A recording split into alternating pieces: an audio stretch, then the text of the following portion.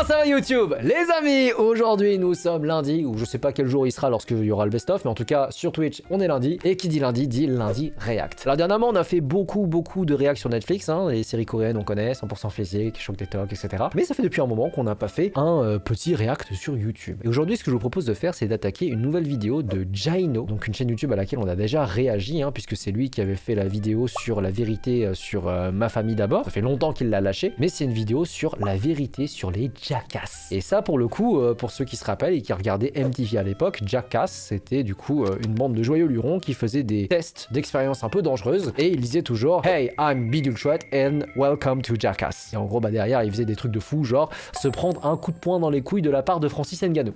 Ce n'est pas une vanne, je vais vous montrer ça tout de suite. C'est ça Jackass, c'était une émission MTV à l'époque et apparemment il y a des coulisses à explorer. Merci beaucoup Jaino d'avoir fait cette vidéo. Je mets comme d'habitude le lien de la vidéo. N'hésitez pas à vous abonner à sa chaîne et à laisser un pouce bleu. Moins de blabla, plus de React, c'est parti. Je suis Johnny Knoxville et c'est le jet ski. Cette phrase vous a sûrement rappelé des souvenirs, vu que Jackass était l'une des émissions les plus suivies des années 2000. Comment expliquer Jackass en deux mots pour ceux qui ne connaissent pas? C'est du pétage de plomb.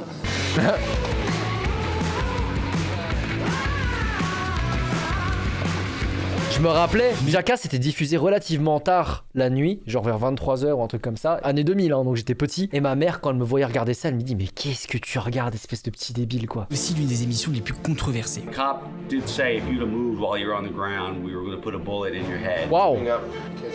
The little toy car, because I'm going to put it in my butt. After Ah! little kids were showing up in hospitals, MTV got very scared about lawsuits. I'm not doing it. Why not?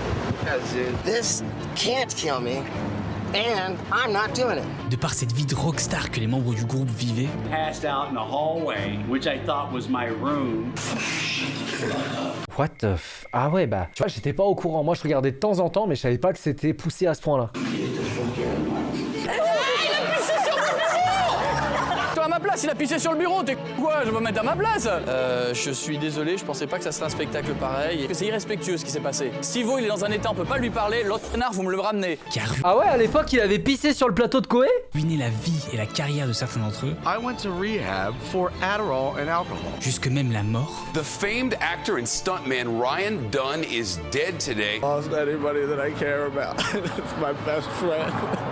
Aujourd'hui on va donc retracer la vie des Jackass et voir qu'est-ce qu'ils sont devenus. Très bonne entrée en matière hein. Si vous êtes en train de manger, conseil d'amis, finissez vite ou alors arrêtez tout de suite. Le disclaimer est posé. Arrêtez tout de suite votre hamburger. Pour comprendre l'histoire des Jackass, faut remonter au début des années 90 et on va surtout se concentrer sur un personnage qui va être très important dans la construction du groupe. Je parle de Bam Margera parce que c'est lui qui va être l'élément principal de la constitution du groupe, mais c'est aussi lui, et vous le verrez plus tard, qui a eu la fin la plus dramatique. Donc bon, déjà faut savoir qu'à l'époque, Bam c'est un malade mental de vidéo. Toute sa vie a été filmée depuis qu'il est gamin, ce qui est assez fou. Et pourquoi vous allez me demander? Bah parce qu'en fait son père était déjà un fan de vidéos, enfin surtout de ce qu'on appelle les home vidéos. Vous savez ces petites vidéos comme ça de famille. Oh c'est génial ça. On dirait mon père qui me filme. Il faisait tout le temps des vidéos comme ça. Vous l'avez vu dans les vidéos, on réagit à des vidéos de nous petits. Mon père c'était un taré du magnéto. Les anniversaires, les fêtes, etc. Mais surtout, Bam est un fanatique de skate. Et qui dit skate, il dit forcément on va faire des figures, les filmer pour les montrer à nos potes. Par contre, quand je dis fan, je crois que vous avez pas encore compris à quel point c'est un fan. Vu qu'il passe littéralement toutes ses journées au skatepark avec ses potes, dans sa petite ville natale de Westchester en Pennsylvanie. Et les parents de Bam sont tellement ouverts qu'ils le laissent littéralement en fait quitter l'école à 13 ans pour poursuivre à plein temps sa carrière de skater.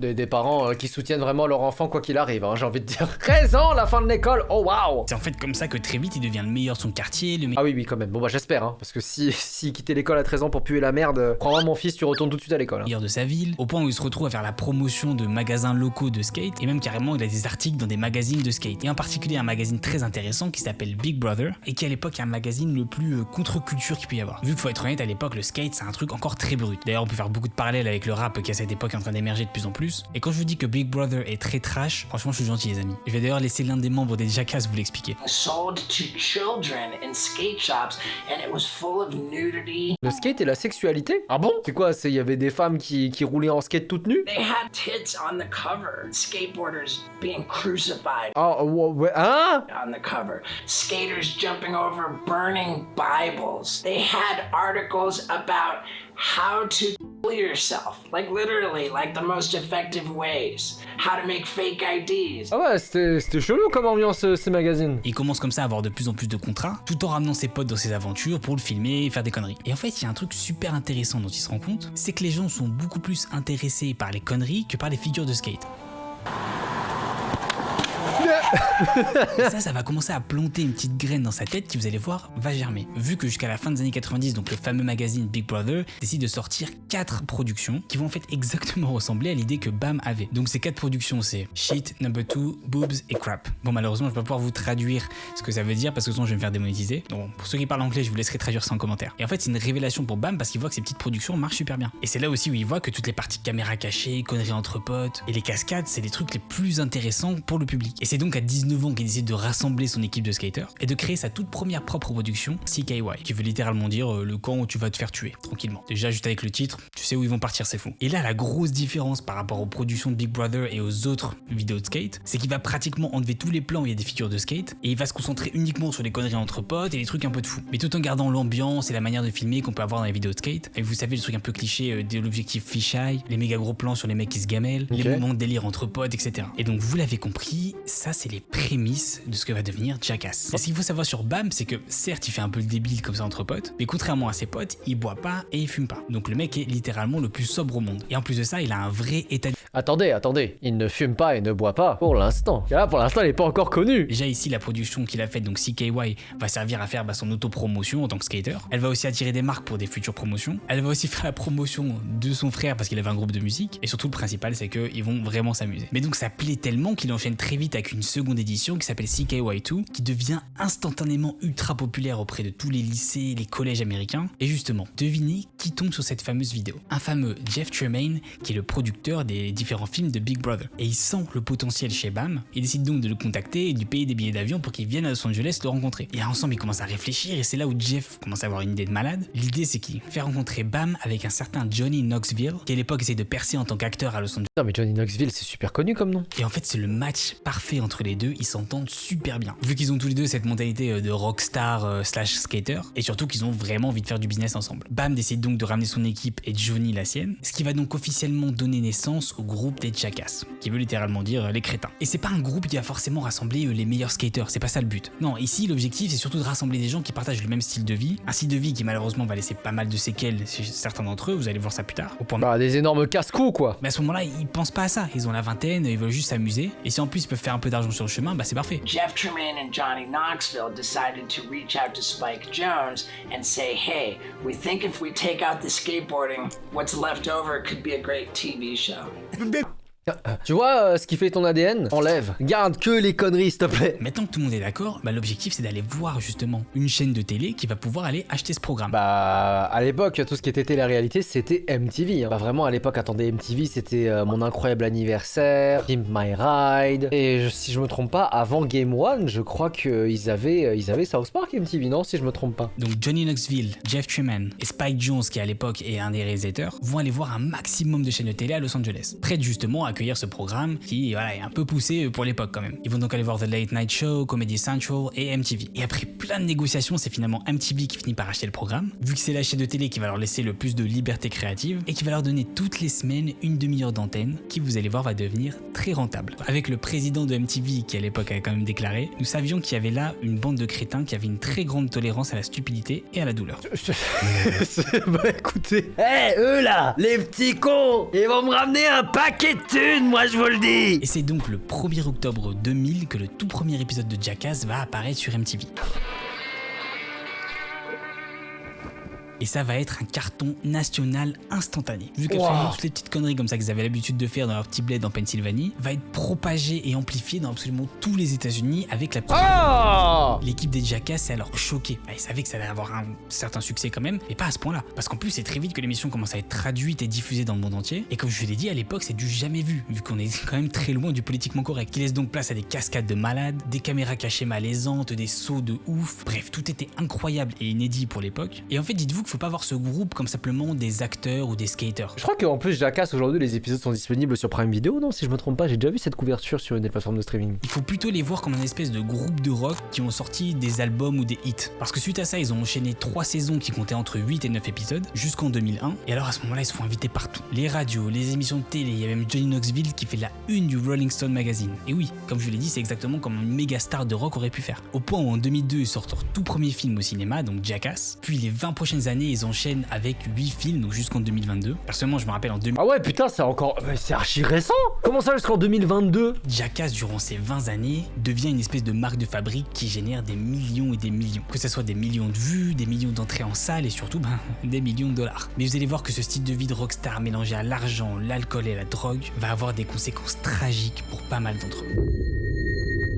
Et c'est le début des problèmes. Déjà, la première question qu'on peut se poser, c'est pourquoi est-ce qu'ils ont quitté MTV? Je veux dire, c'est vrai ça, l'émission apparaissait toutes les semaines, elle faisait des millions de vues, en plus ils étaient encadrés par des équipes professionnelles, donc c'était plus facile pour eux. Donc pourquoi est-ce qu'ils ont quitté cette grosse chaîne et ils sont allés faire des films par eux-mêmes? Et ben en réalité, c'est à cause de 2 choses super importantes. Déjà, la première chose, c'est que à partir de la 2e saison, MTV a commencé à resserrer un peu les boulons sur cette fameuse liberté créative dont je vous avais parlé. Vu que le gros problème auquel est confronté MTV à cette époque, c'est toutes les plaintes des parents qui voyaient leurs enfants faire exactement ce que les Jackass faisaient, et sauf que ils finissaient à l'hôpital quoi. D'où Tu peux vraiment attaquer un programme pour ça si au début tu mets un disclaimer? Alors bien évidemment, ils peuvent pas tout contrôler, mais est-ce que juridiquement c'est attaquable si eux ils mettent ça au début? Alors est-ce que c'est vraiment de la faute de l'émission? Tu sais, on se rappelle de quand on était petit avec le catch, avec la WWE. Les superstars de la World Wrestling Entertainment sont des professionnels de haut niveau. À l'époque, il y avait plein d'enfants qui faisaient du catch à la maison avec leurs frères et sœurs. Je sais que tu l'as fait. Je sais que t'as blessé ton petit frère. Et en gros, à partir de là, est-ce que c'est vraiment de la faute de l'organisation ou de l'émission? Parce que quand je dis un petit enfant qui va à l'hôpital, c'est pas genre il s'est pété la cheville parce qu'il a fait une figure de skate. Non, là on est dans un truc beaucoup plus sérieux. Il y a un gamin qui par exemple s'est brûlé au 3e degré parce qu'il a voulu faire comme ses idoles des Jackass et il a fini comme une torche humaine. Alors est-ce que c'est la faute des Jackass, de MTV ou des parents de l'enfant? Bon, c'est pas à moi de juger. Mais ce qu'il faut retenir dans l'histoire, c'est qu'à ce moment-là, MTV se mange énormément de plaintes. Et bien sûr, plein de problèmes judiciaires derrière. MTV got very scared about lawsuits. So they started coming up with new rules that we had to follow and censoring footage that we shot. And Knoxville was like, hey man, I'm not gonna do a watered down version of Jackass. Deuxième gros problème qu'il y a à l'époque, c'est l'argent. Mais attends, tu viens de nous dire que les mecs faisaient des millions. Comment est-ce que l'argent peut être un problème? Justement, c'est qui les mecs? Vu qu'en gros ce qui se passe c'est que les producteurs de l'émission, eux ils s'en mettent plein les poches. Je parle par exemple de Johnny Knoxville ou Bam qui eux littéralement deviennent multimillionnaires. Ce qui est normal vu que c'est eux qui généraient des millions d'entrées justement au cinéma. Ils ont même fait aussi plein d'émissions autour des différents membres des Jackass par la suite. Vous avez vu ma maison? Je vais vous montrer mes voitures. Wow. Mais aussi dans l'histoire, c'est le reste des cascadeurs, le reste des acteurs. Eux au début ils étaient payés à la cascade, ils prenaient quelques centaines de dollars. Bon bien évidemment par la suite ils ont fini par être bien mieux payés, mais au tout début c'était très chaud quoi. Et d'ailleurs qu'est-ce qu'ils sont devenus? Ces fameux membres des Jackass. Comme je dis au début de la vidéo, on va se concentrer uniquement sur 3 personnages, à commencer par le fameux Bam, qui comme je viens de vous le dire à l'époque il devient multimillionnaire, mais vous allez voir que ça a été très néfaste chez lui. Parce qu'à force de traîner avec les Jackass, c'est parti, la drogue et l'alcool et les putes. Il commence à boire progressivement, à consommer des petites substances et à avoir le même style de vie qu'eux. Alors que je vous ai bien précisé au début que c'était le mec le plus sobre possible. Genre jusqu'à ses 25 ans, il buvait pas vraiment. Sauf que là, il est rentré dans une espèce de dépendance énorme et il commence à produire d'autres émissions. Par exemple, il y a une autre émission avec MTV qu'il a sortie qui s'appelait Vive Alabama où il fait littéralement la même chose que dans les Jackass, sauf que là, il est avec ses amis d'enfance et avec sa famille. Avec un petit budget de 300 000 $ par épisode. Juste ça. Normal. Par épisode. Quelques années plus tard, il achète un petit château qu'il va appeler Bam Castle, pour lui. Et ce château devient the place to be pour lui, ses potes, etc. Il organise des méga soirées là-bas, il a construit un énorme skatepark, il invite tous ses potes, il y a des voitures de luxe, et bien sûr le tout, saupoudré d'alcool et de substances. Ce qui fait d'ailleurs exactement penser aux White Parties, donc les fameuses soirées blanches du rappeur P. Diddy. D'ailleurs j'ai fait une vidéo entière sur son... Mais le vrai gros problème dont je voulais parler, c'est que toutes ces conneries qu'il fait, sont financées à base de gros chèques. Parce qu'en fait, MTV produit absolument toutes les émissions que Bam veut faire. Parce que là, je vous en ai cité qu'une seule, Vive Alabama, mais en fait, il y en a eu plein d'autres par la suite. Et il y a aussi son pote, donc le skater Tony Hawks, qui a carrément créé un personnage à l'image de Bam et qu'il a mis dans son jeu vidéo, qui est du coup ultra populaire. Sans compter toutes les autres entreprises de skate qui payent Bam pour faire la promotion des différents vêtements, des différents skates, etc. Donc en fait, c'est une espèce de spirale infernale où plus il fait des conneries et plus il est payé pour les faire. Et en fait, cette vie de rockstar devient sa seule et unique occupation, au point où il en perd même son niveau de skater. Il a essayé de reprendre plusieurs fois, mais ça marche pas vraiment parce qu'il a pris du poids, et puis il a perdu toutes ses compétences au fur et à mesure des années, donc ça devient dur. Mais le moment le plus tragique arrive en 2011, quand son meilleur ami Ryan Dunn, aussi membre des Jackass, meurt dans un accident de voiture. Il était alors ivre pendant l'accident. The famed actor and stuntman Ryan Dunn is dead today after a fiery crash in a suburb of Philadelphia. Et cet événement marque le début de la descente aux enfers pour Bam, parce que c'est littéralement la personne avec qui il a passé les 20 dernières années. Est-ce que vous pouvez juste imaginer la peine qu'il ressent à ce moment-là? Vivre avec une personne pendant 20 ans et juste la voir partir comme ça du lendemain, c'est déchirant. I've never lost anybody that I care about. It's my best friend. I was in Arizona when I heard, and I just remember I was with some friends having the best time ever. And at 12:30, I just started punching out the windows of the rental van and ripping out the speakers. And I don't even know why. I wasn't mad at anything or anybody. And if it's 12:30 there, that means that it was exactly when he crashed. How do you get through this? A lot of people have been worried about you. I can't. I can't.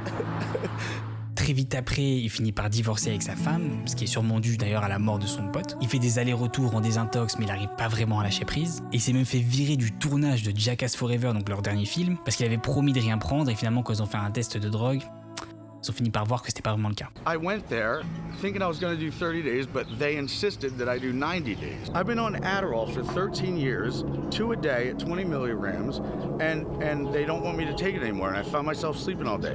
Well, I found a loose one in my car on my road trip, and I took it. Bref, la mort de son meilleur ami l'a vraiment mis dans un état de dépression totale, où il essaye constamment d'essayer de revivre sa jeunesse comme ça en boucle, sans passer à autre chose. Et le pire, c'est que malgré l'aide de tous les autres membres des Jackass, il n'a pas réussi à remonter la pente. Et aujourd'hui, il est encore en cet état. Mais un autre membre qui a aussi vécu cette vie de décadence mais qui a réussi à s'en sortir, c'est Steve-O, qui a littéralement eu la vie genre inverse de Bam. Ok, on est parti d'un drogué qui est devenu sobre. Il a commencé comme simple cascadeur comme ça chez Big Brother, puis il a été pris dans les Jackass. Et même chose pour lui, il a été pris très vite dans énormément d'addictions, que ce soit la drogue ou l'alcool. Mais le gros problème avec Steve-O, c'est même pas ça, c'est qu'en fait il sait même pas mettre le bouton off. En fait, ce que vous voyez dans les vidéos des Jackass, lui il le vit littéralement dans sa vie de tous les jours.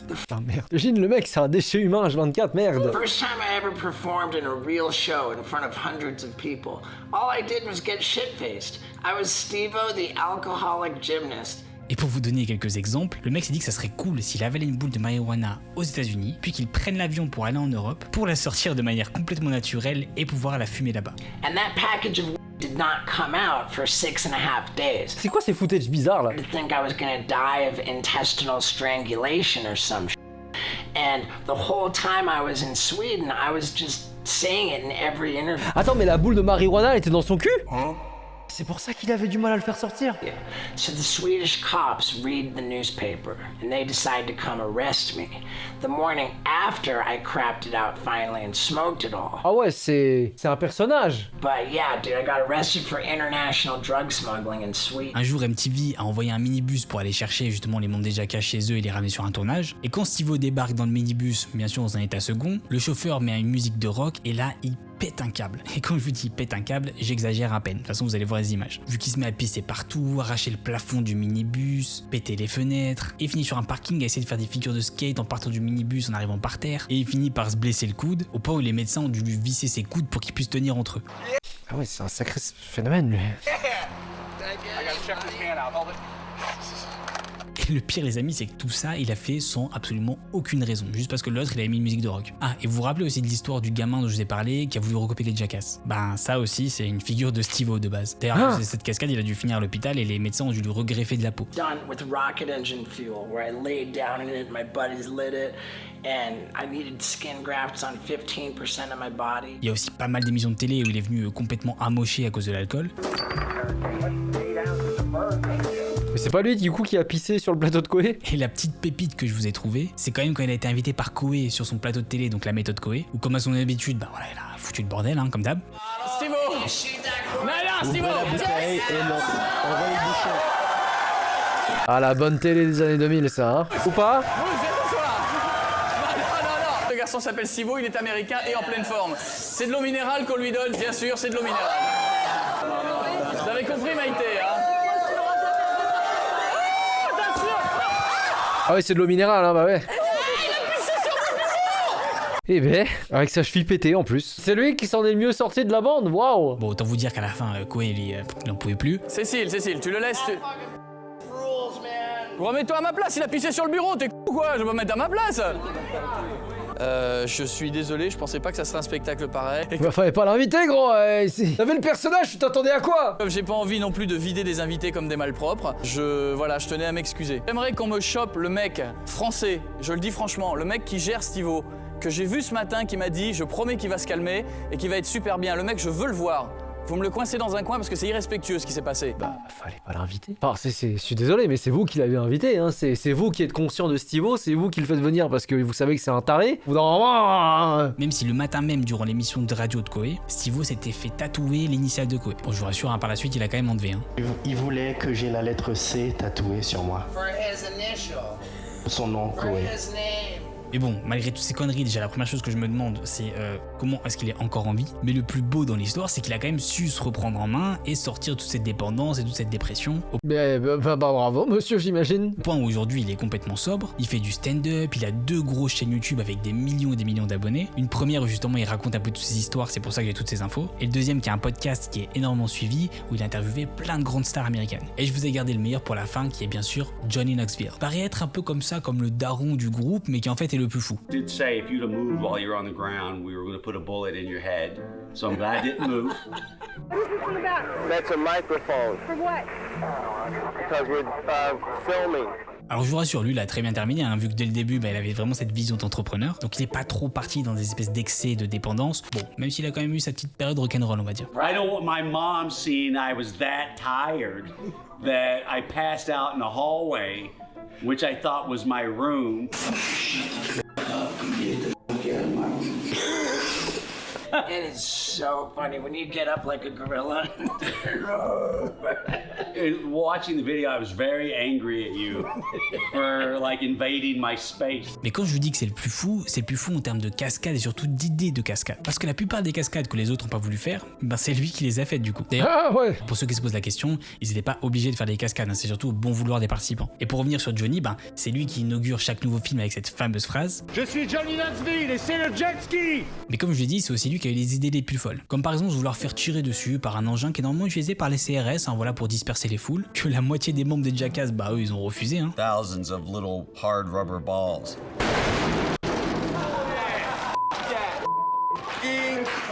Ou encore se faire propulser par un canon déguisé en oiseau, que Steve-O lui-même avec sa folie avait refusé. Il a même eu l'idée de mettre une petite voiture dans l'arrière de son pote, qui a donné une séquence de malade d'ailleurs où il va voir son médecin pour lui demander qu'est-ce qu'il en pense des radios. Like by a miracle, the doctor we found was perfect. Es un carrito. Un carrito juguete. He was like concerned for Ryan, like confused, disgusted. The doctor had all these emotions, and you really feel that as you're watching it. You go to the doctor, you don't talk to anybody, you have a girlfriend, to the boyfriend, to the wife. You don't tell nobody, right? He already knows that's too many people. And the radiologist, when she took the x-ray out of the machine, the look on her face. And the x-ray was, it's like someone, a photographer shot, it's like a graphic designer, it was like, it's nothing but a toy car up someone's ass. Bon, je vous rassure, il y a quand même des idées qui ont été refusées. Comme par exemple mettre tous les membres du groupe dans une espèce de maison gonflable, puis propulser cette maison gonflable justement avec une rampe de ski. Even though we hated the idea of our heads clashing together in the bounce house. Bah vous serez peut-être mort en fait. We probably still would have done it, except for the fact that it was a huge generator which kept the bounce house inflated, which would have to follow behind it. Bah je pense que ça aurait pu finir dans votre gueule en fait. And the thing was like 500 pounds, I think. And we just were not willing to have that generator land on us and crush us to death. So the whole cast backed out. Et là on peut se demander mais juste comment est-ce qu'ils arrivent à avoir ce genre d'idée. Ben Johnny il explique lui-même qu'en fait ça vient de beaucoup de cartoons. Et c'est vrai que par exemple si on prend Tom et Jerry, on voit qu'il y a pas mal de ressemblances avec justement les Jackass. Salut Dan. Salut. Ça va, t'as la pêche? Ah tranquille, ça biche. Oh, c'est bien débile quand même.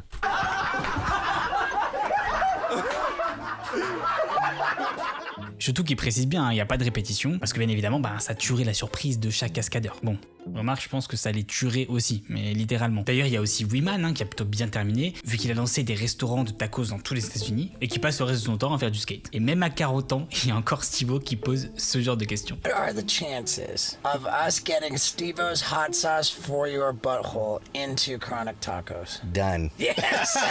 Yes! D'ailleurs, ce qui est super intéressant, c'est de voir qu'il y a pas mal de youtubeurs américains par la suite qui se sont inspirés des Jackass. Je pense par exemple à Logan Paul ou Danny Duncan. Il y a même d'ailleurs un épisode de Danny justement qui va rencontrer Bam. Bon après, c'est vrai que malgré tous ces drames, il y a quand même un truc qui est super cool, c'est que la majorité en fait des membres du groupe sont restés super proches, vu que c'était en fait des potes d'enfance, c'était pas des amis comme ça qui se sont rencontrés dans le Hollywood Game ou quoi que ce soit. Et à part Bam, bah ils ont plutôt bien réussi à s'en sortir et sortir de leur dépendance. Eh bah, je suis un peu triste pour le personnage de Bam quand même. Et après pour le reste, bon ils s'en sont bien tirés. Mais waouh, moi je savais pas, c'est pour moi Jackass c'était juste des cons qui faisaient des conneries.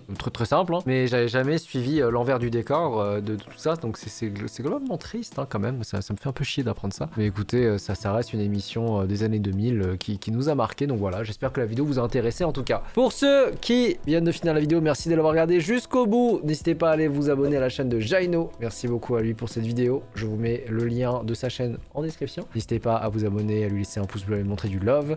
Et écoutez, pour ceux qui ont apprécié la vidéo et le react, n'hésitez pas non plus à vous abonner, à me laisser un pouce bleu. Et moi je vous dis à très bientôt pour une prochaine vidéo. Peace!